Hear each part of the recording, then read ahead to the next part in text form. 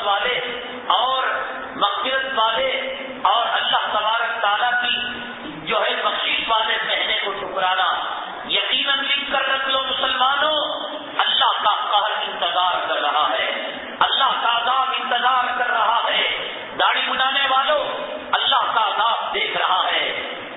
Pant shirt پہننے والوں، روزہ چھوڑنے والوں، سنیما دیکھنے والوں، رمضان کے مہینے میں چٹ فنڈ چلانے والوں، اللہ دینے کے لیے آ رہا ہے.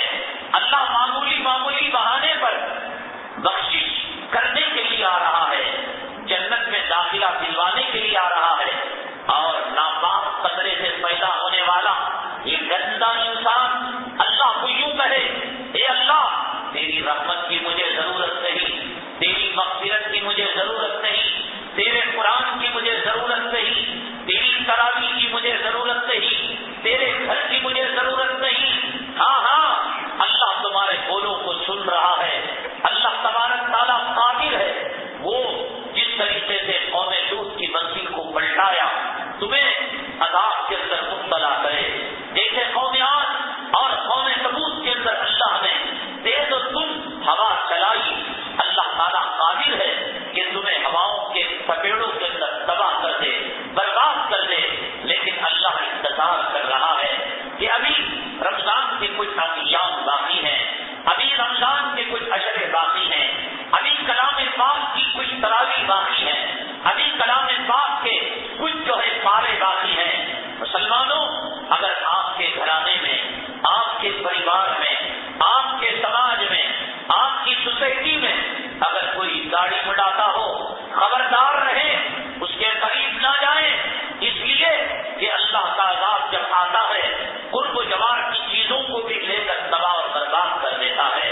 حدیث پاک میں آتا ہے اللہ تبارک تعالیٰ نے ایک بستی کو تباہ اور برباد کرنے کا حکم دیا، اور اللہ نے حکم دیا فرشتوں کو، جاؤ فرشتوں اس بستی کو تباہ اور برباد کر دو.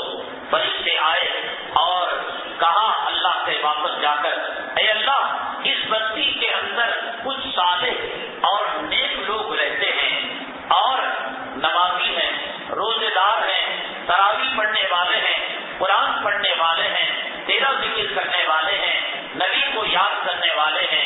اللہ تبارک تعالیٰ نے کہا کہ اس بستی کو انہی لوگوں سے تباہ اور برباد کرنا شروع کرو، پہلے ان کو مارو. فرشتوں کو تعجب ہوا، اے اللہ یہ نیکوکار بندے ہیں اور صالح بندے ہیں اور بستی کی تباہی اور ابتلا ان سے شروع کریں. اللہ نے کہا ہاں ان سے، اس لیے کہ جب یہ برائی کو ہوتا ہوا دیکھتے تھے تو خود تو عمل کرتے تھے لیکن دوسروں کو برائی سے نہیں روکتے تھے.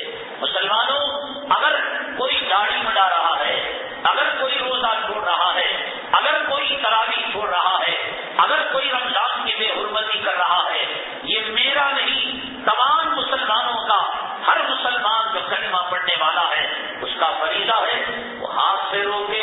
اگر ہاتھ سے نہیں روک سکتا تو زبان سے روکے، اگر زبان سے نہیں روک سکتا کم سے کم دل میں اسے برا جانے. اگر اتنا نہیں کرے گا وہ تیار ہو جائے، جو عذاب اللہ تبارک تعالیٰ اس کے لیے نازل کرنے والے ہیں اسی عذاب کے لپیٹے میں یہ داڑھی والا بھی آنے والا ہے، یہ روزے دار بھی آنے والا ہے، یہ تراویح پڑھنے والا بھی آنے والا ہے. اس لیے کہ اللہ تبارک تعالیٰ رمضان المبارک کی ساعتوں کے اندر اتنا بخشش کا دریا بہاتے ہیں، اتنا مغفرت کا دریا بہاتے ہیں. اللہ کی مرضی یہ ہوتی ہے کہ کائنات کا کوئی فرد جہنم کے اندر نہ جائے. اسی لیے اللہ تبارک تعالیٰ رمضان کے اندر جہنم کے دروازے بند کر دیتے ہیں. جہنم کے دروازے بند ہو تو آدمی